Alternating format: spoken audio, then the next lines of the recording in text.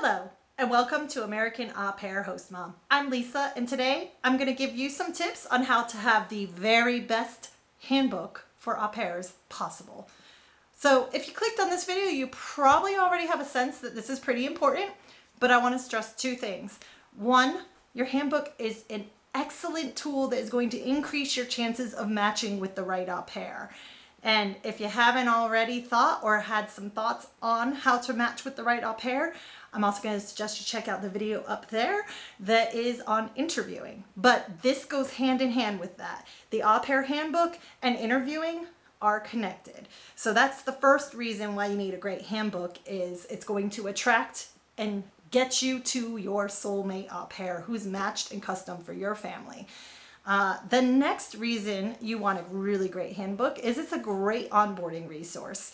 After you match, excitement comes down, then they come, excitement's back up, but that can quickly wear off, and then the scariness of being in a new country all by themselves hits in. They don't know what to do. This handbook is a really great reminder of that. It can be used kind of as a reference material from time to time to kind of like remind them what's needed, whether they use it or you use it as a reminder when things needed to get back on track. So those are the two main reasons you want a really great handbook.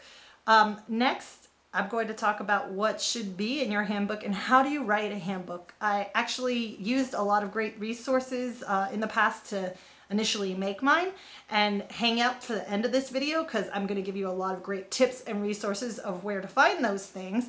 But getting started right now, I want to talk about what should be in your handbook. So when you do check out some of those resources, you'll probably see a lot of controversy in the comments. Some people say you want a really short handbook, you don't want to have all the details. You'll see au pairs kind of freaking out saying, wow, if I'd seen this, I wouldn't have matched with you, or I would have been really overwhelmed. But that points out my first point is not every au pair is made for your family. So whether you have a 20-page book, more like a 40, 50-page book like I have, or I have a super awesome host mom friend, Mary Michael, shout out to you. She is really on top, organized lady who has a really great handbook that she is willing to share with you for a small price. And I'll put my affiliate link down the bottom. I'll get a small commission for that, but she is super detailed. If you are the kind of organized family that doesn't want to miss any detail and ensure you've got everything covered, she's got it. I think it's over 150 pages, so I will reference that. But point being here is that every family is going to have a different take on this, and you need to figure out how are you going to get across the type of family you are. Are you the organized, very detailed family who likes things in very certain orders? Are you more laid back? That kind of thing. So think about that. Also think about the au pair and skills that you're searching for and when you should send it to her. So for me, I'm looking for an au pair that has a great mastery of English, so I don't really have a concern that when I send them a very detailed long handbook that they aren't going to understand it. However, for a lot of au pairs, it is not mastery for them. That's one of the main reasons they're coming to au pair, is that they want to get a much better grasp on the English language, and you sending them a 50-page handbook can be very overwhelming. But one way to get around that, as I'm going through some of these topics, I'm going to break them into two main areas. Your handbook should consist of, first, the main rules and guidelines, hot topics that au pairs are definitely dying to know about. They'll want to know, and that your answers are going to make them want to match with you or not. And both are good, by the way. I've mentioned this before, but I don't want every au pair to want to match with me. I want the right au pair to match with me, so that's fine.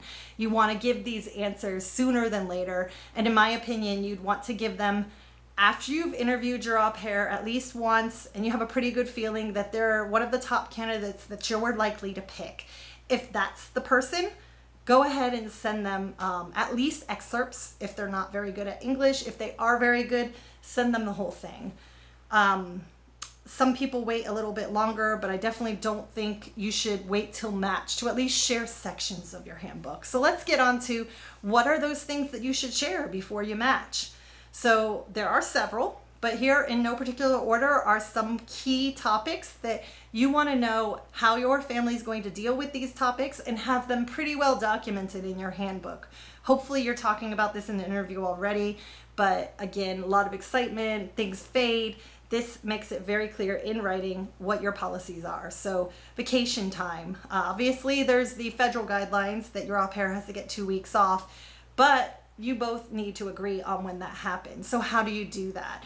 Is it when we take vacation, you take vacation? Or is it we're fine with you taking vacation as long as you give us 3 weeks notice, or you need to put all your vacation in as soon as you get here in a month, and then we'll figure out if that's right.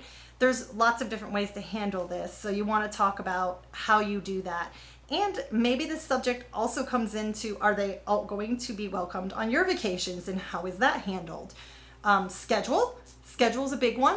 Obviously, this probably goes already into your agency au pair profile, so it shouldn't be a new shocker detail, but it's so important. So definitely repeat it here. And if there's any detail you didn't get across in your profile, have it here. You want what their schedule is going to be 90% of the time, or if it changes a lot, highlight that too. Maybe give a summer schedule or a winter schedule, or here's what happens every other week. Just anything to give them a much better idea of what their schedule will be like. What are car privileges, the rules around this, and this is really big for a lot of people. Will you let your au pair drive the car on off hours? Where can they go? How far can they go? Do they have to refill the gas? Can others go in the car? All those kind of details should be in your policy. Will the au pair get a phone? Will you give them a phone? Will you pay for the phone? Will you not? Again, something that you can call out in your handbook. How about computer usage? Will you give them a computer? Will you not? Is there a shared family computer? Are you okay with them using electronics while they're on the job or not? And then other things that you probably want to share up front. Discipline. How do you discipline your children, and how do you expect your au pair to discipline the children? And then how do you expect them to be part of the family or not? Detailing this out as in, we do expect you to have dinner with us a few nights a week or not, whatever that is. But this is just a really great document to make it very clear how your family functions and what your expectations of the au pair are.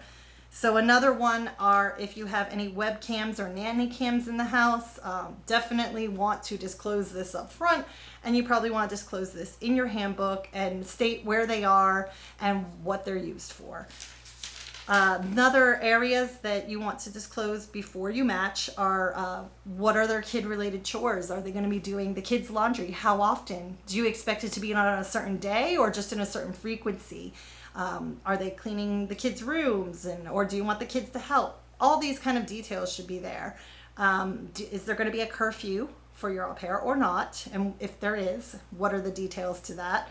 Are you okay with your au pair smoking or drinking? Or maybe it's a partial, we're okay with it, but not in the house. All of that should be spelled out. And lastly, how will you deal with their friends and visitors? Are you okay with anybody coming over anytime? Never okay with that? Or somewhere in between with some heads up? Again, there's no right or wrong answers to these things, but they are the hot things that people need to know that make or break matches. And it's definitely far preferred to get that information out now than to wait, match, have them arrive, and a month or 2 months later be in rematch because they didn't like the schedule, or they didn't know that they couldn't have the car on the weekends, or whatever it is that hopefully should have already been shared with them before you matched. Now, there's other things that would be more on the onboarding side that maybe aren't as important for your au pair to know before they match with you. But once they're there and trying to learn and trying to onboard and do a good job and helping them acclimate to your house, there's definitely things you want to share in this area. So some of those would be like use of appliances. Even if they have those appliances at home, they may be different here. They may not have the same buttons, or maybe they've never used it before. So having those detailed out. I've even heard for those who have an English challenge, maybe you want to have a video tutorial, or tell them, hey, I'm going to take you around the house right now and you can video me. That way you'll have it saved. But that might save some heartache in them having some accidents on how they use your stuff. So being detailed on that, or if any of your equipment's even quirky, even for other Americans, you might want to call that out. Other things that they might want to know: does your house have an alarm system? What's the code? How do they handle that? Contact information. If you're working out of the house and your husband is there a better way to contact you during the day? And what would be the guidelines on what to call you for, or text or email or work phone, just all of that. That also gets to any kind of other contact information they need, like how do I call emergency services? Like, everybody in America knows it's 911, but that's not true around the world. So make sure you call that out.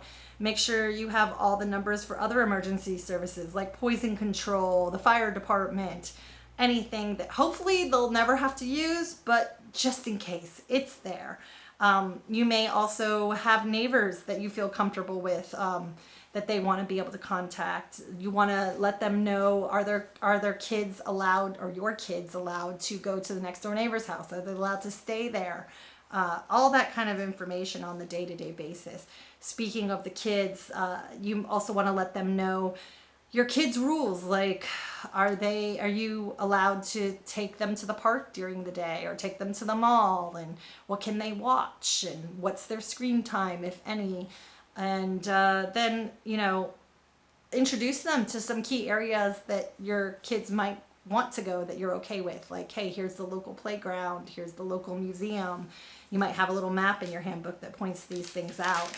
And then, if you've got younger kids, use and instructions on the car seat. Maybe you just provide the manual and the binder in the back. Maybe that's a great idea I've stolen from other people, is put all your instruction manuals at the back of the binder and just reference that in your handbook, that, hey, if you don't know how to use the car seat or disassemble it, it's in the back of the binder. Just check out the instructions. Other things that I think are great. So the handbook, like I said, can become overwhelming or a turn off to your au pair when they first see it. No one really likes rules or being micromanaged. It can feel that way. You definitely want to preface it with, hey, we just want you to have a lot of detail. This is a guide. Hopefully we've told you a lot of this already. But I started with a template from Go Aupair. And one of the great things that I liked in there was that when it went through the whole personality of me and my husband and my kids, me and my husband, it actually said why we chose you as an au pair.